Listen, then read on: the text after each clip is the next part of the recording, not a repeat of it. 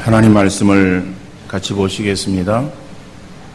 마태복음 7장 21절에서 27절 말씀이 되겠습니다. 마태복음 7장 21절에서 27절 말씀을 제가 읽어드리겠습니다. 나더러 주여 주여 하는 자마다 다 천국에 들어갈 것이 아니요 다만 하늘에 계신 내 아버지의 뜻대로 행하는 자라야 들어가리라. 그날에 많은 사람이 나더러 이르되 주여 주여 우리가 주의 이름으로 선지자 노릇하며 주의 이름으로 귀신을 쫓아내며 주의 이름으로 많은 권능을 행하지 아니하였나이까 하리니 그때에 내가 그들에게 밝히 말하되 내가 너희를 도무지 알지 못하니 불법을 행하는 자들아 내게서 떠나가라 하리라. 그러므로 누구든지 나의 이 말을 듣고 행하는 자는 그 집을 반석 위에 지은 지혜로운 사람 같으리니 비가 내리고 창수가 나고 바람이 불어 그 집에 부딪히되 무너지지 아니하나니 이는 주추를 반석 위에 놓은 까닭이요 나의 이 말을 듣고 행하지 아니하는 자는 그 집을 모래 위에 지은 어리석은 사람 같으리니 비가 내리고 창수가 나고 바람이 불어 그 집에 부딪힘에 무너져 그 무너짐이 심하니라. 아멘. 우리가 지금까지 산상수훈에 대해서 마태복음 5장, 6장, 7장을 가지고 7개월에 걸쳐서 말씀을 전했습니다. 마태복음 5장 3절 심령이 가난한 자라고 하는 제목으로 2월 23일 주일서부터 계속 우리가 말씀을 생각하면서 지난번 추석 때 한번 본문 이외에 그러한 말씀을 전했고 그래서 오늘 이제 마지막 결론 부분에 이르게 되었습니다. 그런데 오늘 이 본문의 말씀을 설교할 때에 대체적으로 보면은 이 기초에 대한 그러한 부분을 초점 맞추어서 설교를 하고 또 본문을 해석하는 그러한 경향들이 많이 있는 것을 볼 수 있습니다. 그러나 건물의 기초를 말하고 있는 24절로 27절의 말씀은 오늘 이 본문의 내용 가운데서 비유의 말씀입니다.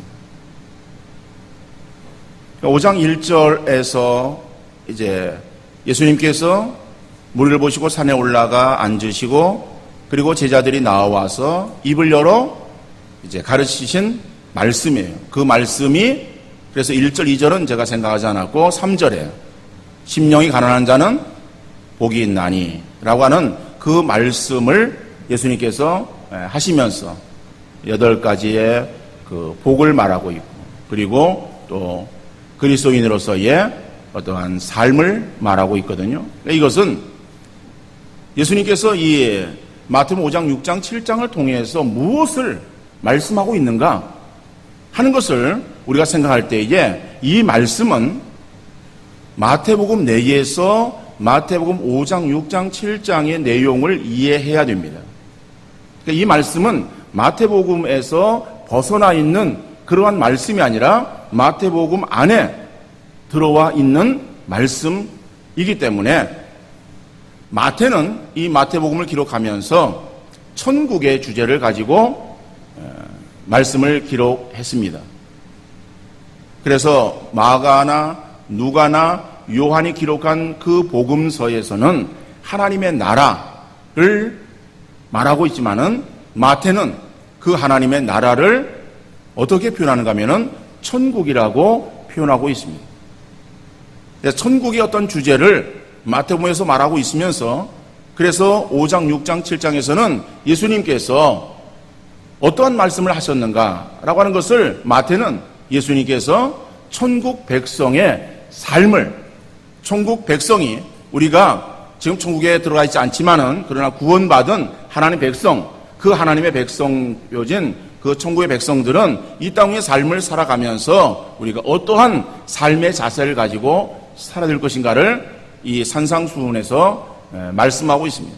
그러니까는 그 말씀의 오늘 결론은 5장, 6장, 7장의 결론적인 말씀이에요. 그러면 그 결론의 말씀을 언급하시면서 그것을 이해하기 쉽게 하기 위해서 비유를 들어서 설명하고 계시는 것이다. 그래서 비유는 그 자체에 의해서 우리가 의미를 찾아서는 안 됩니다. 어떤 내용을 설명하기 위해서 예를 드는 거잖아요. 이를테면은 어떠한 사람을 이제 소개하거나 또 설명할 때에 저 사람은 인격이 훌륭하고 그리고 사람이 좋고 그리고 친절하고 뭐 이런 그 사람의 장점들을 이야기를 할 수 있습니다. 그러다가 저 사람은 코가 개코야 라고 이야기를 했어요. 자, 그러면 그 말은 무슨 말이에요? 그 말은 냄새를 잘 맡는 냄새에 대해서 예민한 사람이다 라고 그렇게 이야기를 하고 있는 거잖아요. 예를 들어서 그 사람 코가 개코야. 그러면은 그 코가 그 사람 생긴 코의 그 형태가 예를 들어서 무슨 뭐 개의 코를 닮았다 이런 의미로 이해하는 사람은 없습니다. 저 사람 코는 개코야 라고 말할 때에 개코가 어떻게 생겼어? 개코가 다 똑같은가? 개의 종류에 따라서 다를 수 있어요. 어떤 개는 열심히 뛰어가다가 담벼락에다가 앞에 전면을 들이받은 것처럼 그렇게 이 앞면이 아주 납작한 그런 개도 있어요. 개의 종류가 그런 개예요. 그런 개의 코는 어떻게 생겼겠어요? 네, 한번 상상해 보십시오. 그거는 코가 이거는 잘생긴 게 아니에요. 그냥 딱 붙어가지고 코가 들렸어. 뭐 이런 어떤 코예요. 근데 또 대부분의 그런 개들은 그렇지 않잖아요. 그죠? 뭐 이러면은 이렇게 이제 개의 입을 주둥이라 그러죠. 동물은 그렇게 표현하는 거예요. 그 주둥이 끝에 달려있는 그 코. 그죠? 뭐 이런 것은 그냥 제대로 되어져 있어요. 그러니까 이거는 그 사람의 어떤 코가 어떤 개의 코를 닮았는가 이거를 설명하기 위해서 그 사람 코는 개코야 그렇게 이야기하지 않습니다. 왜냐하면 개라고 하는 동물은 우리가 친숙하게 내가 키우던 키우지 않던 개의 특성들은 알고 있어요.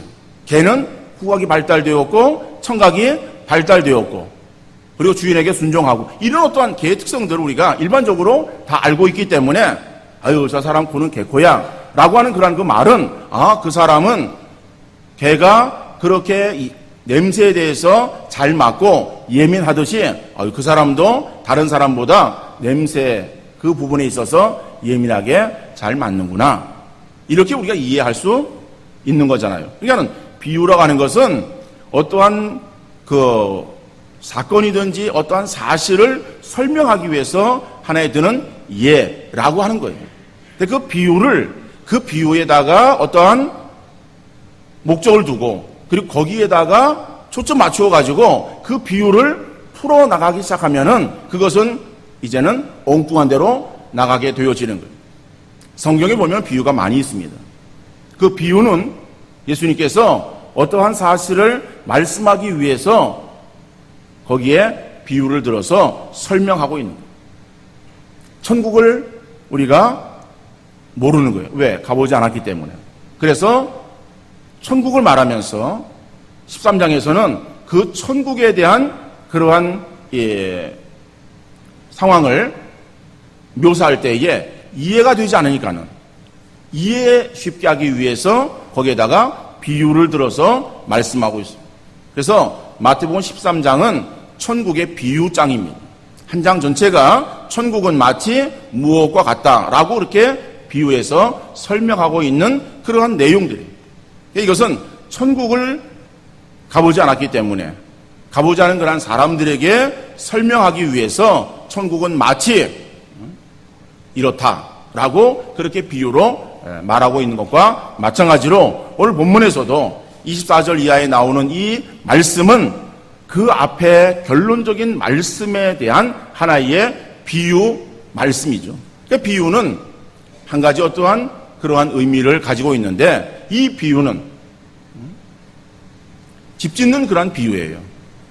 건물을 세우는 그러한 이 원리는 세계 어느 곳에나 또 시대를 막론하고 동일하게 적용되어지는 그러한 원리라고 말할 수 있습니다. 우리나라에서 집을 짓는 그러한 원리와 또 일본에서 집을 짓는 원리가 다르다고 한다면은, 그러면은 이거는 모든 그러한 사람들에게 다 통용되어지는 일반적인 그러한 비유가 될 수 없을 거예요. 그러나 건물을 짓는 데 있어서는 우리나라나 일본이나 중국이나 저쪽에 아프리카나 다 동일합니다. 그래서 그 비유는 건물을 세울 때에 그 건물의 터가 단단해야, 단단한 그 위에 건물을 세워야, 그래야 그 건물이 오래 보존되어질 수 있다.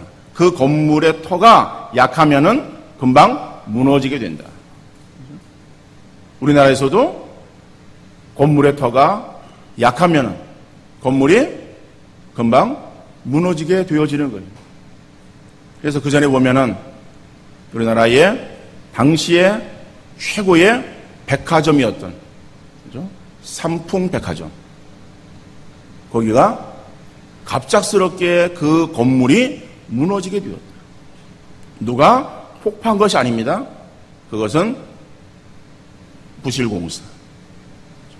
자, 이런 일들은 우리나라에서만 일어나는 것이 아니라 세계 곳곳에서 동일하게 일어날 수 있다. 그러니까 이런 그 비유를 통해서 예수님께서는 우리의 천국 백성들이 어떠한 상황 속에서인지 우리의 이 신앙의 집이, 믿음의 집이 견고하게 서 있기 위해서는 우리의 기초가 있어야 되는데, 그 기초가 되는 것이 무엇인가? 그것이 참된 믿음이다 라고 말씀하고 있는 거예요. 그래서 이 5장, 6장, 7장의 마지막 결론적인 그러한 이 부분으로 천국 백성은, 하나님의 나라 백성은 참된 믿음의 기초 위에 신앙의 집을 지을 때에 그 신앙의 집이 어떠한 상황이든지 무너지지 않냐고 견고하게 서 있을 수 있는 것이다 라고 말씀하고 있는 거예요. 그러면은 그 참된 믿음이라고 하는 것이 무엇인가? 그 참된 믿음은 하나님의 은혜를 단지 이론적으로만 깨닫는 것이 아니다라고 하는 거예요. 참된 믿음은 하나님의 은혜를 단지 이론적으로만 깨닫는 것. 아하, 그렇구나 라고 아는 그것으로만 참된 믿음을 소유했다라고 말할 수 없다라고 하는 거예요. 여러분, 우리가 예수님께서 육신을 입고 이 땅에 오셔서 모든 인류들을 위해서 십자가상에서 피 흘려 대속의 제물 되셔서 죽으셨고, 그 예수님의 죽으심으로 우리 모든 그러한 사람들이 그 예수 믿음으로 인해서 구원함을 얻을 수 있다 라고 하는 그러한 것을 우리의 지식으로 가지고 있다. 그래서 그 지식이 우리를 구원하는 지식이 되어질 수 있겠는가라고 하는 거예요. 그 지식 자체가 우리에게 구원으로 인도하는 것은 아닙니다. 여러분, 예수님께서 육신을 입고 이 땅에 오셨습니다. 그리고 30년 동안을 그는 육신의 삶을 사셨어요. 그 30년의 삶을 우리는 인생애라고 말을 합니다. 그 인생애를 사실 때에 그것은 우리의 구원과 어떤 직접적인 관계가 없습니다. 그래서 성경은 그 부분을 기록하고 있지 않습니다. 이제 30사가 지어진 예수님께서 하나님의 그러한 일을 시작하실 때가 되었습니다. 그래서 세례를 받으시고 이제 광야로 가서 또 마귀의 시험도 받고, 그리고 다 물리치고, 그리고 이제 사역을 시작하십니다. 그 사역에 3년여간의 그러한 시간을 우리는 예수님의 공생애라고 말하고 성경은 그 부분을 기록하고 있습니다. 예수님께서 그 공생애를 시작하시면서 사람들에게 있어서 각종 이적을 행하십니다. 그리고 회당에 가서 하나님 말씀을 전하시는데 그 말씀을 전하는 것이 그 당시에 서기관들이 말씀을 가르치고 전하는 것과 달리 권위가 있었고 아주 그 말씀에 능력이 있었다. 그래서 도대체 이렇게 놀라운 일들을 행하시고 이러한 말씀을 가르치는 바로 이분이 도대체 누구냐라고 하는 궁금증에 사로잡혀 있었어요. 사람들은 예수님이 누구인지를 정확히 알지를 못했어요. 한 번은 가버나움의 회당에서 예수님께서 말씀을 가르쳤어요. 가르치고 났을 때에 그때에 그 모여있는 사람들 역시 이 사람 도대체 어떤 사람이길래 이러한 일들을 행하는가 놀라는 가운데에 그 예수님의 존재를 알아보는 그러한 자가 있었어요. 마가복음 1장 22절로 24절 말씀을 보니까는 뭇 사람이 그의 교훈에 놀라니 이는 그가 가르치시는 것이 권위 있는 자와 같고 서기관들과 같지 아니함일러라. 자, 뭇 사람이 여러 사람들이 그럽니다. 거기 모여 있는 그런 여러 사람들이 도대체 이 사람이 누구냐? 이 사람이 가르치는 것은 어떠한 서기관과 같지 않다. 서기관보다 더 놀라운 그러한 능력 있는 가르침이 있고 아주 말씀에 권위가 있고 도대체 이 사람이 누구냐? 라고 사람들이 그렇게 예수님에 대해서 의아해 했었어요. 그럴 때에 성경을 보면은 마침 그들의 회당에 더러운 귀신 들린 사람이 있어 소리질러 이르되 나사렛 예수여 우리가 당신과 무슨 상관이 있나이까? 우리를 멸하러 왔나이까? 나는 당신이 누구인 줄 아노니 하나님의 거룩한 자니이다. 여러분 마가복음 1장에서 기록되어진 내용의 말씀이에요. 그러면은 이 말씀이 언제 되어졌는가라고 하는 것을 정확한 시간을 모른다 할지라도 마가복음 1장에서는 이제는 예수님의 공생애의 시작을 나타내고 있는 그러한 부분 아니겠습니까? 1장에 무슨 예수님의 마지막 그 십자가의 어떤 죽으심을 언급하고 있겠습니까? 아니잖아요. 복음서를 보면은 복음서의 끝부분에 예수님의 십자가의 죽으심, 고난과 죽으심과 그리고 부활이 나오고 있습니다. 그러니까 1장에서 나오는 이 내용은 예수님의 이제 공생애의 사역의 시작이에요. 그 시작 때에 사람들은 몰랐어요. 그러나 그 예수님이 누구인지 알고 있었던 자가 있습니다. 누굽니까? 귀신이에요. 귀신 들린 자의 입을 통해서 그 예수가 누군지를 사람들에게 말하는 거예요. 나사렛 예수여, 우리가 당신과 무슨 상관이 있나이까? 당신은 우리를 멸하러 온 줄을 내가 안다라고 합니다.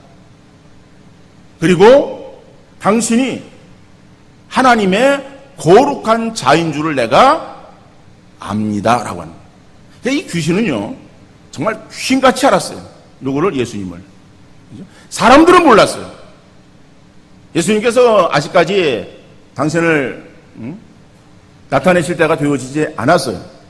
그래서 사람들로 하여금 내가 인류를 구원하기 위해서 온 그러한 인류의 메시아다라고 하는 그러한 사실을 아직 말씀하지 않고 언급하지 않고 있는 그러한 상황에 있었지만은 그러나 귀신은 그 예수님을 보고선 그 예수님이 누군 줄을 아는 지식이 있었어요. 그러면은 여러분 그러한 예수님에 대해서 나는 당신이 하나님의 거룩한 자인 줄을 내가 압니다 라고 하는 그러한 그 지식이 귀신을 구원으로 인도했습니까? 구원받게 했어요? 귀신이 구원받았어요? 귀신이 구원받은 거 아니에요.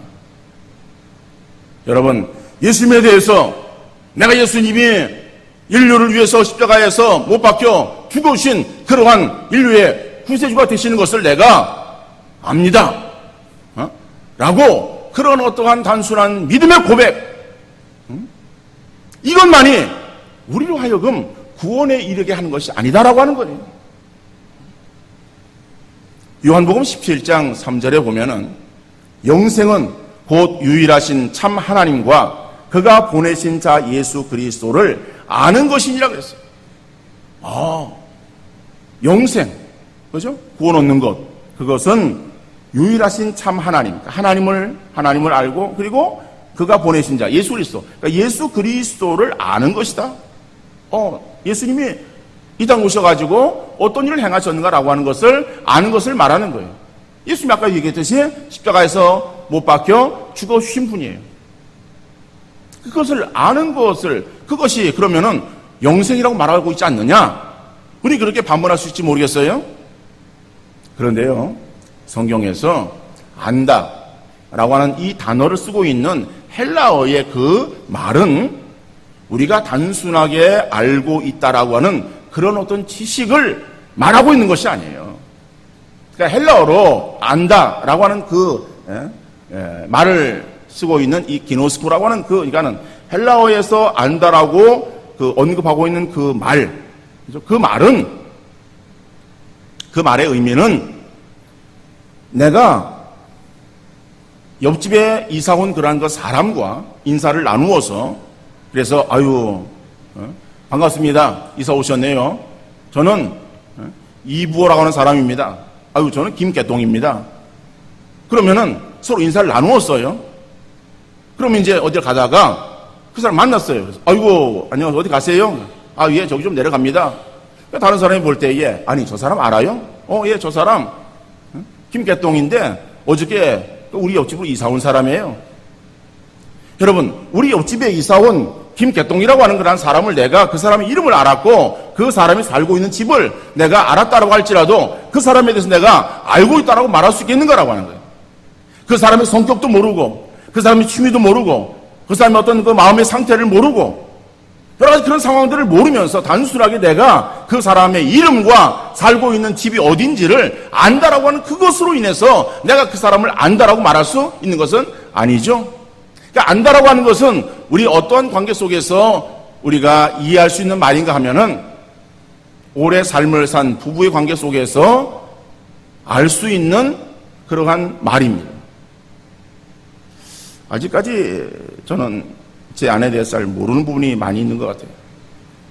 그래서 모를 것은 여자의 마음인 것 같고 이해가 안 되는 것은 제 아내인 것 같아요. 제 아내도 저에 대해서 이렇게 생각할 수 있을지 모르겠죠. 그런데 여러분, 저는 이제 한 30년 됩니다만은 이제 인생을 결혼해서 한 40년, 예를 들어서 한 50년 이렇게 더 살다 보면은, 그러면은 결혼하기 전에 그 자기 부모의, 양가 부모에게서 슬하에서 삶을 살았던 시간보다 이제 결혼해가지고 둘이서 삶을 사는 시간이 길어지잖아요. 그러면요, 나이가 드신 분들을 보면은, 그러면 다 알아. 그죠? 이렇게 남편이 이렇게, 얼굴에 어떠한 쓰여 있지도 않지만은 얼굴을 이렇게 보고선 그 아내가, 지금 내 남편이 뭘 원하네. 그죠? 지금 뭐를 요구하고 있는 것 같다라고 하는 것을 짐작해서 아는 거예요. 근데 그것이 맞아. 또 남편도 아내를 보면서 그 아내의 그러한 것을 상태를 말을 하지 않아도 서로 다 이렇게 알아요. 자, 이런 것들. 서로 말을 하지 않아도 정말 그 사람의 깊은 그런 어떤 마음의 상태를 다 헤아리고 아는 것. 이런 것이 안다라고 하는 거예요. 그러니까는 성경에서 안다, 내가 주님을 안다 라고 하는 그런 것은요, 단순하게 당신은 예수 그리스도이십니다 라고 하는 그러한 어떤 형식적인 그러한 지식이 아니라 정말 내가 당신을 정말 깊이 사랑해서 그 사랑 가운데서 주의 마음을 알고 주께서 원하시는 것을 알고 정말 주님과 인격적인 그런 그 만남에 그러한 그 역사가 있는 것을 말하는 거예요. 그러니까 단순하게 우리가 내가 참된 믿음을 가졌다라고 하는 그것은 예수님이 이 땅 육신을 입고 인류를 구원하시기 위해서 오셨고 십자가에서 달려 피 흘려 죽어주셨다라고 하는 그것만을 아는 그것이 우리가 참된 믿음이 아니다라고 하는 거예요. 로마서 1장 21절 말씀처럼 하나님을 알되 하나님으로 영화롭게도 하지 않는 사람은 하나님을 알기는 해도 구원에 이르지 못하는 지식이 되어질 수밖에 없는 것이다. 그렇다면 참된 지식이라고 하는 것이 뭐냐? 참된 믿음이라고 하는 것이 뭐냐? 바로 그것은 하나님의 말씀대로 행하는 것이다.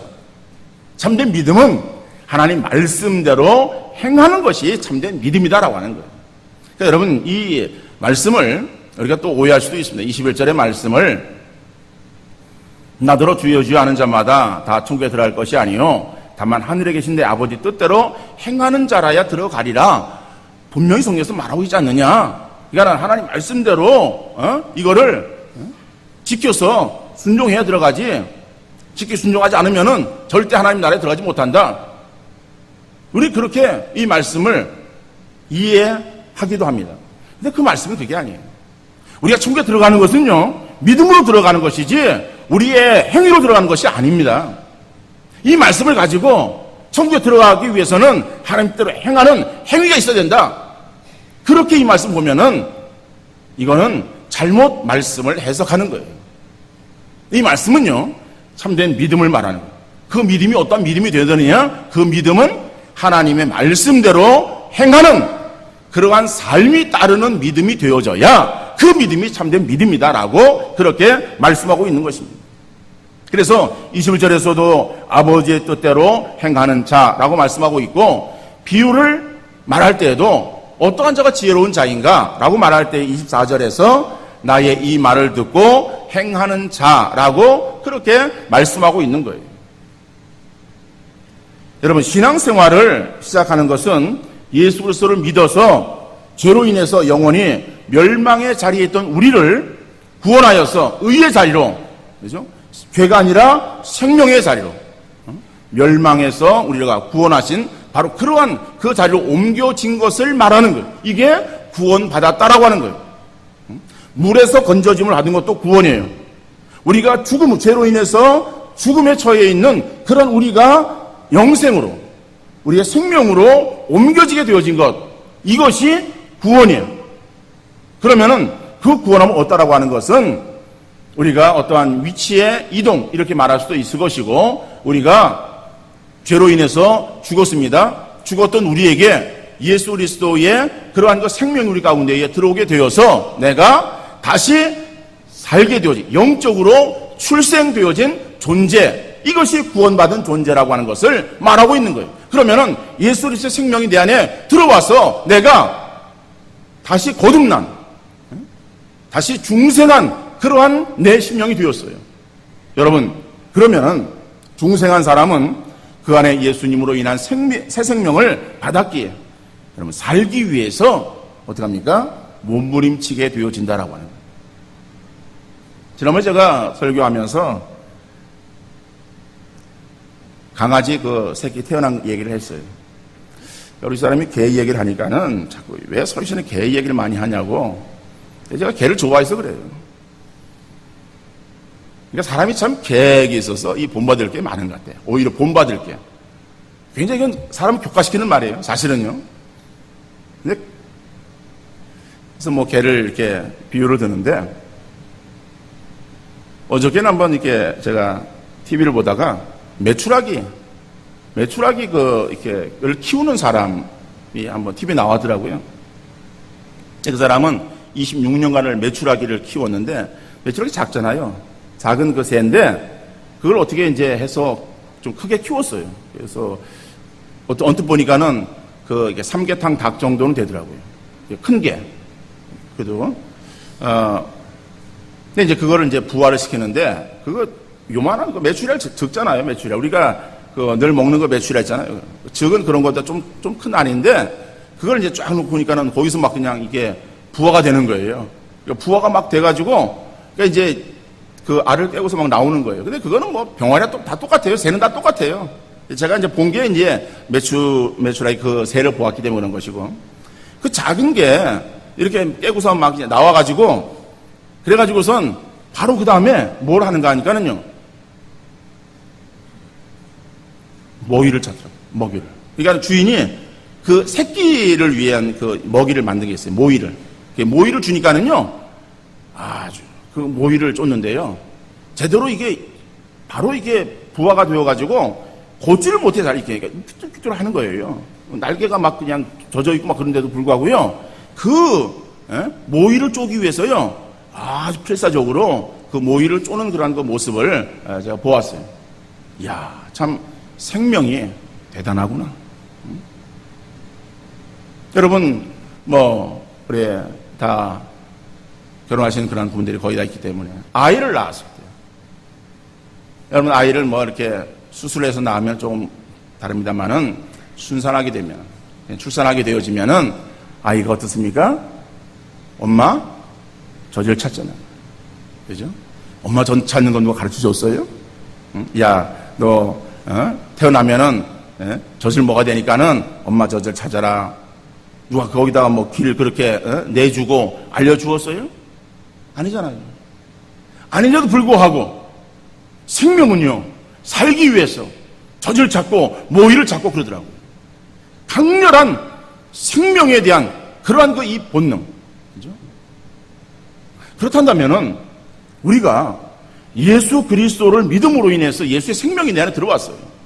내가 죽었었는데 예수의 생명으로 인해서 다시 내가 살게 되어진 그러한 거듭난 구원받은 천국 백성이 되었다라고 한다면은 여러분 우리 가운데에 그 예수의 생명으로 인해서 살기 위한 그러한 그 믿음의 몸부림이 우리 가운데 일어나야 되지 않겠습니까? 구원받았는데 예수의 생명이 내 안에 들어와 있다라고 우리가 생각하고 말은 하지만은 전혀 그 생명으로 인해서 내가 움직이지 않는다면은 내가 거듭난 것이, 내가 구원받은 것이 온전한 구원인가? 아니면은 우리에게서 영적으로 심한 병이 들지 않았나? 여러분 그 아이들을 이렇게 보면은, 우리 유치부 아이들 보면은 참 아주 신기해요. 유치부 아이들이 교회에 와서 찬송을 이제 배우고 부릅니다. 하나님 말씀을 듣습니다. 근데 아이들이 얼마나 이렇게 막 그냥 제대로 이렇게 똑바로 앉아 듣는 것이 아니라 몸을 움직여요. 그러니까 몸을 움직이고 그래서 쟤들이 뭘 듣고 알겠는가 그런 생각이 들어요. 어린이집이나 유치원도 마찬가지예요. 근데 여러분 그 어린 아이들이요 집에 와가지고 하는 것을 가만히 보세요. 그러면요 주일날 교회에서 배웠던 그러한 이 찬송들을요 제대로는 안 되지만은 그래도 흥얼거리고요.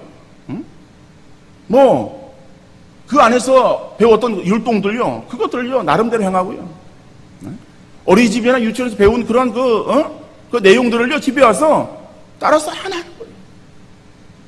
그러니까 아이들이 이렇게 놀고 있는 걸 가만히 보고 있으면은 그 집의 부모가 어떤 말을 하는지, 부모가 어떤 행동을 하는지를 엿볼 수 있다니까는요. 그러니까 아이가 이상한 말을 해요. 이상한 말을. 아니 어떻게 저 아이가 저런 말을 할 수 있을까? 그거는 어떤 영향이에요? 엄마가 그런 말을 하는 거예요.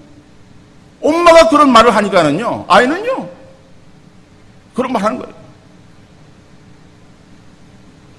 여러분 우리가 예수의 생명을 우리가 가지고 거듭난 하나님 백성이라고 한다면요 그러한 참된 믿음을 가진 자는요 그 말씀에 대해서, 영적인 양심 말씀에 대해서 사모하는 마음들을 가지고 말씀을 들으려고 그러고 또 들은 그 말씀을 그냥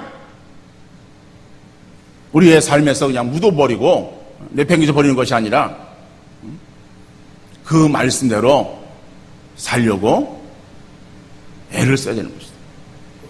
우리 하나님 말씀을 알고 하나님 말씀을 듣고 하나님 말씀을 내가 소화해서 그래서 말씀을 안다라고 하면은 알고 있는 그 말씀은 우리의 입술에서만 그쳐서는 안 되는 거예요. 그것이 우리의 가슴에 그리고 우리의 손발로 나타나게 되어질 때에 바로 그것이 정말 참된 믿음을 가지고 있는 사람이라고 말할 수 있는 것이다.